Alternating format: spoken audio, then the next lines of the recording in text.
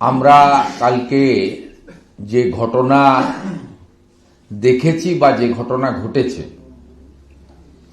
সেটা তো আর পশ্চিমবঙ্গের মধ্যে ভারতের মধ্যে সীমাবদ্ধ নেই। আন্তর্জাতিক স্তরে প্রমিনেন্ট সমস্ত নিউজ চ্যানেল এবং প্রিন্ট মিডিয়া এবং সোশ্যাল প্ল্যাটফর্মে এটা লক্ষ লক্ষে সীমাবদ্ধ নেই, কোটি কোটি মানুষের কাছে আন্তর্জাতিক স্তরে পৌঁছে গেছে। এতে শুধু পশ্চিমবঙ্গ বা কলকাতা বা আমাদের খেলার মাঠ নয়, ভারতবাসী হিসেবে কালকের ঘটানো ঘটনা আমাদের প্রত্যেককে অপমানিত করেছে, লজ্জিত করেছে। আমরা এই সংবাদ বার্তার যে পর্যায়ক্রমে প্রথমে কালকের ঘটনায় তৃণমূল কংগ্রেস বা প্রভাবশালীদের যে যোগ সরাসরি মুখ্যমন্ত্রীর পরিবার থেকে, ক্রীড়ামন্ত্রীর পরিবার থেকে, দমকল মন্ত্রীর পরিবার থেকে তাদের যে যোগ সেটা আমরা এখানে পাওয়ার পয়েন্ট প্রেজেন্টেশনের মাধ্যমে আপনাদের এক ঝলক দেখাবো। দ্বিতীয় পর্যায়ে মমতা পুলিশ যারা এই ইভেন্টকে, এই ইয়াং জেনারেশনের ইমোশনকে মর্যাদা না দিয়ে উল্টো দিকে তাদের উপরে পশুকে পেটানোর মতো নির্দয়ভাবে যেভাবে ইয়াং জেনারেশনের উপরে ভাই বোন বাজবিচার না করে নৃশংসভাবে র‍্যাব এবং সাদা পোশাকের চটি পুলিশ দিয়ে পিটিয়েছে তারও খণ্ডচিত্র আমরা আপনাদেরকে দেখাবো। দেখানোর পরে গতকালের ইনসিডেন্ট নিয়ে পশ্চিমবঙ্গ পুলিশ তথা Mamata police, Bidhannagar police commissionerate এবং সর্বোপরি রাজ্যের পুলিশ মন্ত্রী মমতা বন্দ্যোপাধ্যায় যে অ্যাকশন টেকেন নিয়েছেন, এফআইআর থেকে শুরু করে এইমাত্র যে খবর পাওয়া গেল শতদ্রুকে পুলিশ কাস্টডিতে না চেয়ে জেসিতে পাঠানো হয়েছে, তার মানে ইনভেস্টিগেশন কমপ্লিটেড। তিনিও শেখ শাহজাহানের মতো, অনুব্রত মণ্ডলের মতো, পার্থ চ্যাটার্জির মতো একটা প্রেসিডেন্সির কেবিনে থাকবেন এবং সেখানে ভালো মন্দ রসমালাই খাবেন, ফোন ব্যবহার করবেন। এইটা আমি এফআইআর এর কপিও দেখাবো এবং এফআইআর কিভাবে ফাঁক রেখে গেছে সেই বিষয়ে দেখাবো। তারপরে এই ধরনের বড় ইভেন্টের ক্ষেত্রে, স্পোর্টস ইভেন্টের ক্ষেত্রে যে টেকনিক্যালিটি রয়েছে, যে পদ্ধতি রয়েছে, সর্বভারতীয় স্তরে ক্রীড়া সংগঠক কল্যাণ চৌবে দু চারটি কথা আপনাদের ওই সংক্রান্ত বলবেন, আর সঞ্জয় তার অভিজ্ঞতার কথা 2 মিনিট বলে আমরা চেষ্টা করব দুটোর মধ্যে এটা শেষ করার। দুটোর সময় ভারতীয় জনতা যুব মোর্চা এসপ্লানেডে মেট্রোর সামনে একটা বিক্ষোভ কর্মসূচি সংগঠিত করছে ভারতীয় জনতা পার্টি গতকালের ঘটনা নিয়ে। এবারে আমরা প্রথম পয়েন্টে চলে যাচ্ছি, স্টিল ছবি, যেখানে আপনারা 1, 2, 3 করে দেখতে পাবেন। প্রথমে এক দেখেছেন, চলে গেছেন 2, 3, 1 থেকে শুরু করুন।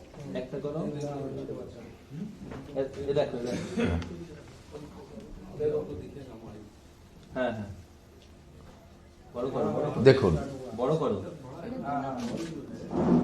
এদের লজ্জা লাগা উচিত হায়দ্রাবাদের কাছ থেকে, অন্যদের কাছ থেকে শেখা। কোলে পাঁজা করে রেখেছিস।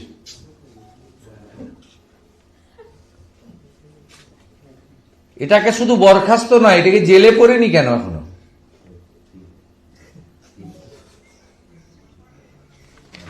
দুই,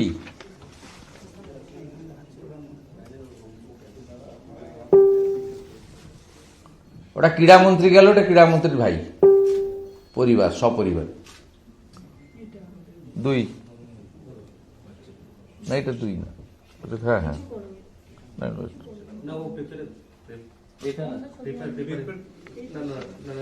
তুমি 3-এ চলে গেছো এখানে। হ্যাঁ, মুখ্যমন্ত্রী পরিবার। ঠিক আছে ঠিক আছে।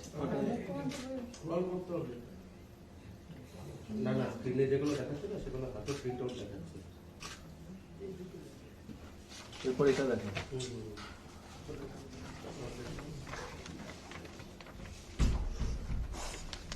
মুখ্যমন্ত্রী জানেন না এগুলো, নিজে ভয়ে গাড়ি ঘুরিয়ে নিয়ে পালিয়ে গেছে।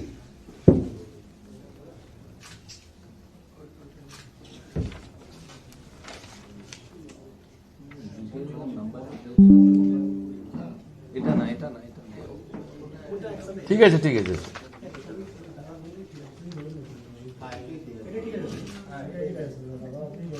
দাদা আপনি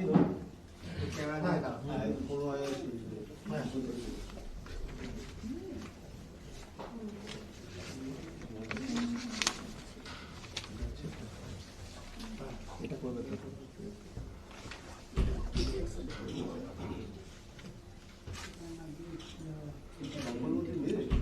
হ্যাঁ, ইডিতে গেছিল কতদিন, বিখ্যাত তো। সকালে ঢুকছে, রিলে হচ্ছে, রাত্রে বেরোচ্ছে, রিলে হচ্ছে। রেস্টুরেন্ট থেকে 45 লাখ, ভাবতে পারেন? আপনাদের পুরো সাংবাদিকতার জীবনে যোগ করলে বেতন হয়তো অনেকেরই হবে না। রেস্টুরেন্টে পৌঁছে গেছে তদন্ত করতে, ওখান থেকে 45 লাখ। তাহলে বাথরুমে গেলে কত পাওয়া যেত বুঝুন। আর ইনি বড় বড় কথা বলেন, সোশ্যাল মিডিয়া পোস্ট করেন, বড় বড় কথা বলেন, চিবিয়ে চিবিয়ে কথা বলেন। এ হনু কত টাকা দিয়েছে?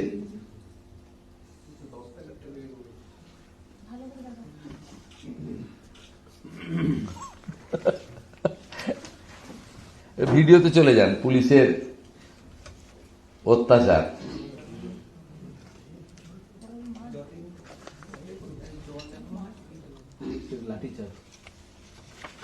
ভিডিও আছে, দেখুন। এই শহর, তিলোত্তমা শহর, এই শহর সিটি অফ জয়, এই শহরের সঙ্গে ফুটবলের আবেগ কিভাবে জড়িত আছে আপনারা সবাই ফিল করেন। এবং কলকাতার যে বড় ক্লাবগুলির, মোহনবাগান, ইস্টবেঙ্গল বা মোহামেডান স্পোর্টিং বা ইত্যাদিদের যে খেলা প্রতিযোগিতা বা যে সমস্ত বড় ম্যাচ ফুটবলের ক্ষেত্রে অর্গানাইজ করা হয়, কি ধরনের আবাল বৃদ্ধ বনিতা তাদের আবেগ কাজ করে। সেই শহরে আন্তর্জাতিক খ্যাতিসম্পন্ন একজন তারকা, ক্রীড়াক্ষেত্রের নক্ষত্র, তাকে এরা মনে করেছিল যে এদের ব্যক্তিগত সম্পত্তি এবং রাজ্যের সম্পত্তি। নির্বাচনের কয়েক মাস আগে এই ফুটবল আবেগ, সেটাকে ব্যবহার করে তারা অপব্যবহার করতে চেয়েছিল। স্বাভাবিকভাবে আজকে তার পরিণতিতে আমরা সবাই লজ্জিত এবং যে সমস্ত হাজারে হাজারে আমাদের যুব সম্প্রদায় এত কস্টলি টিকিট কেটে গেলেন, তারা আশাহত হলেন এবং প্রতারিত হলেন। স্বাভাবিকভাবে কাল থেকে যে নিন্দার ঝড় বইছে, এই নিন্দার ঝড়কে প্রতিবাদে পরিণত করার আমরা আবেদন করি এবং সাথে সাথে সুনির্দিষ্ট দাবি গতকাল থেকে যে আওয়াজ আমরা তুলেছি এবং বিরোধী দলনেতা হিসেবে আমি মহামহিম রাজ্যপাল মহোদয়, আমাদের সাংবিধানিক প্রধানের কাছে মমতা ব্যানার্জির পাড়ার লোককে দিয়ে লোক দেখানো তদন্ত কমিটি নয়, সিটিং জাজকে রেখে কলকাতা পুলিশ তথা বিধাননগর পুলিশ তথা পশ্চিমবঙ্গ পুলিশকে সরিয়ে রেখে নিরপেক্ষ তদন্ত করা দরকার, এটা আমরা কাল থেকে বলেছি। অবিলম্বে সুজিত বোস এবং অরূপ বিশ্বাসকে বরখাস্ত এবং গ্রেপ্তারের কথা বলা হয়েছে এবং সমস্ত অর্থ টিকিটের দাম হিসেবে মেসিকে দেখানোর প্রতিশ্রুতি দিয়ে যে অর্থ সংগ্রহ করা হয়েছে সেই অর্থ ফেরত দেওয়ার দাবি করেছি দ্রুততার সঙ্গে। এবং আমরা আরো একটি বিষয় দুর্নীতি সামনে আনতে চাই। 20 টাকার জলের বোতল 150-200 টাকা করে কারা বিক্রি করলো? পুলিশ বা আয়োজকদের পক্ষ থেকে যে আপনার নিয়মাবলী দেওয়া হয়েছিল এন্ট্রির ক্ষেত্রে, সেখানে জলের বোতল নিষিদ্ধ বা নিয়ে ঢোকা যাবে না, বারণ করা হয়েছিল। তাহলে রাজ্য সরকারের পক্ষ থেকে মুখ্যমন্ত্রী 5,000-6,000 বেনিফিশিয়ারির সরকারি পয়সায় এসআইআর বিরুদ্ধে সভা করতে গেলে পিএইচই থেকে জলের পাউচ দেওয়া হয়। এখানে মেসির মতো তারকা আসবেন, 50,000-1 লক্ষ মানুষ আসবেন, তাদের জলের বোতল নেওয়া যাবে না এই তারকার নিরাপত্তার স্বার্থে। তাহলে রাজ্য সরকার কেন পাবলিক হেলথ ইঞ্জিনিয়ারিং দপ্তর অথবা বিধাননগর কর্পোরেশনকে দিয়ে পানীয় জলের ব্যবস্থা করলেন না? কে বা কারা 10 টাকার চিপসকে 100 টাকায়, 20 টাকার চাউমিনকে 150 টাকায়, 20 টাকার জলের বোতলকে 200 টাকায় বিক্রি করলো, যা ভিডিওতে আপনারা নিজেরা প্রত্যেকে দেখেছেন, ভাইরাল হয়েছে, লুকানোর কিছু নেই, ভাইরাল হয়েছে যে জলের পেটি নিয়ে বিক্রি করছে, বলছে 200 টাকার কম দেব না। দর্শকরা বলছে 20 টাকার বোতল 200 টাকায় কিনবো কেন? বলো বাইরে গিয়ে জল খেয়ে নাও। এই যে উদ্ধত্যপূর্ণ আচরণ করলো, এরা কার লোক? এদেরকে অরূপ স্বরূপ আমদানি করলো না সুজিত বসুরা তাদের যে এই সমস্ত চোর ডাকাত কাউন্সিলর গুলো? এটা দেখান, এই জলের বোতলটা দেখান।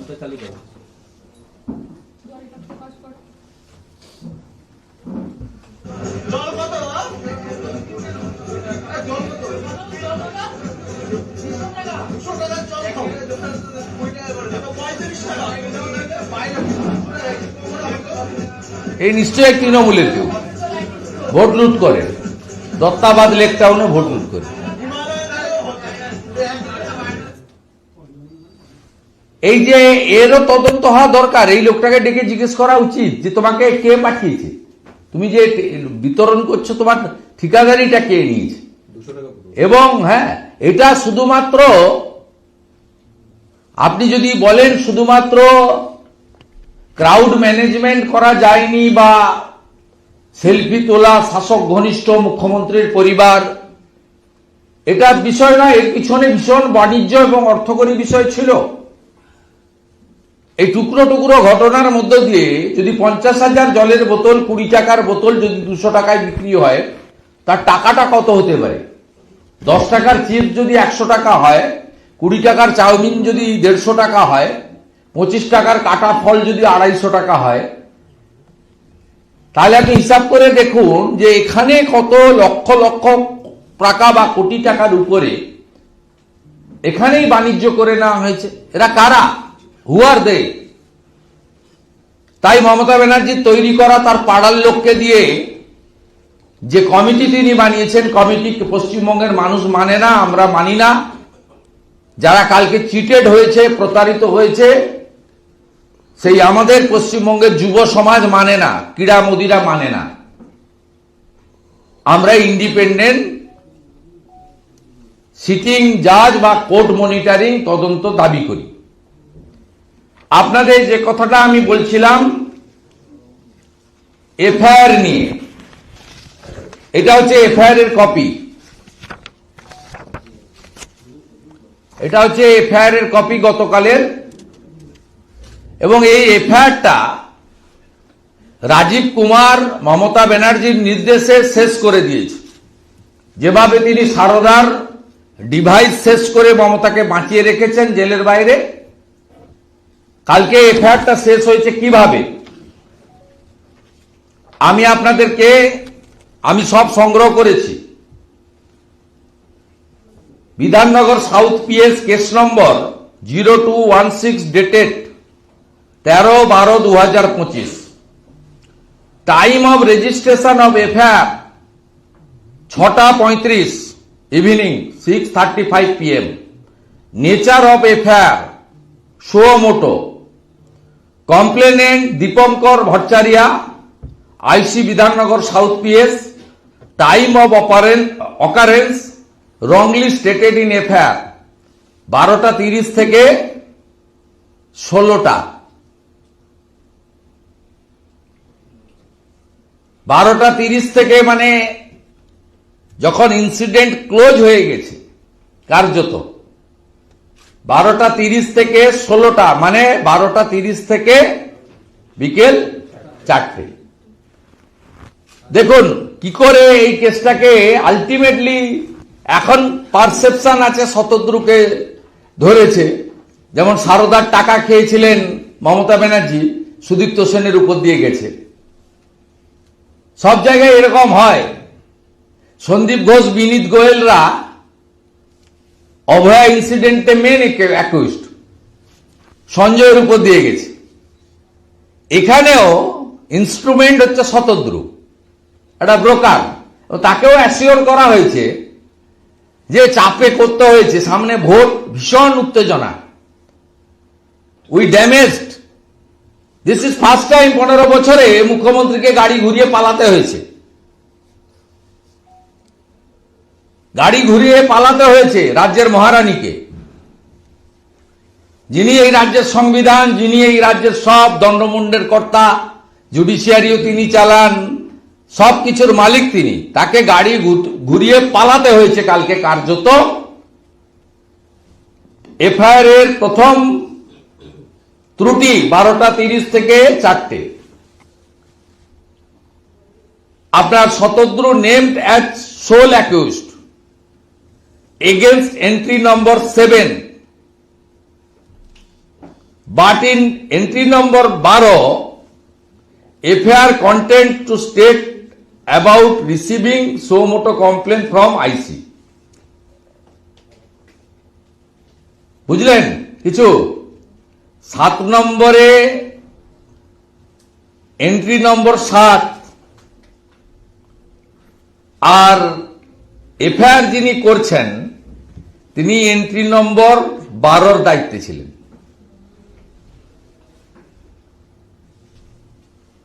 এই কেস আলটিমেটলি তো টিকবে না। একদম সংগঠিতভাবে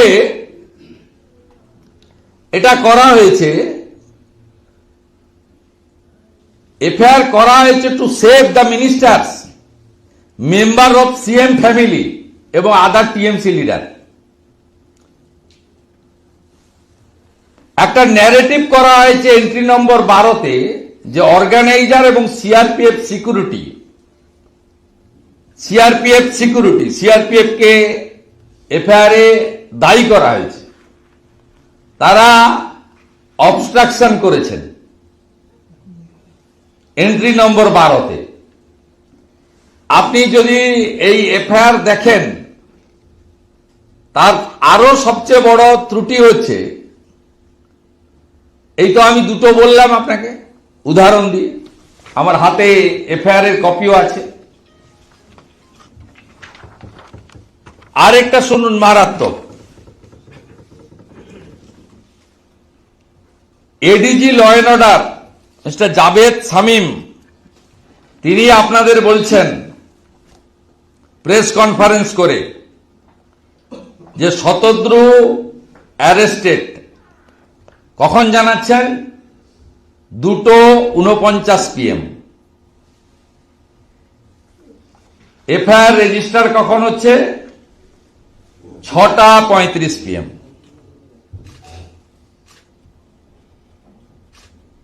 দুটো 49 PM ADG law and order বলছেন অ্যারেস্টেড, আর এফআইআর রেজিস্টার্ডের টাইম হচ্ছে 6:35। বুঝলেন তো? পশ্চিমবাংলার মানুষ, সংবিধানের চতুর্থ স্তম্ভ মিডিয়া, মমতা ব্যানার্জির টুপি কেমন পরালেন। তাই আমরা মনে করি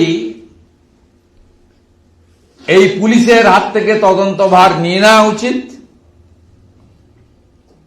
এবং অবিলম্বে টাকা ফেরানোর জন্য ব্যবস্থা গ্রহণ করা উচিত। এবারে যদি আসেন স্পন্সরারদের তালিকা, তাহলে দেখবেন যে তৃণমূল ঘনিষ্ঠ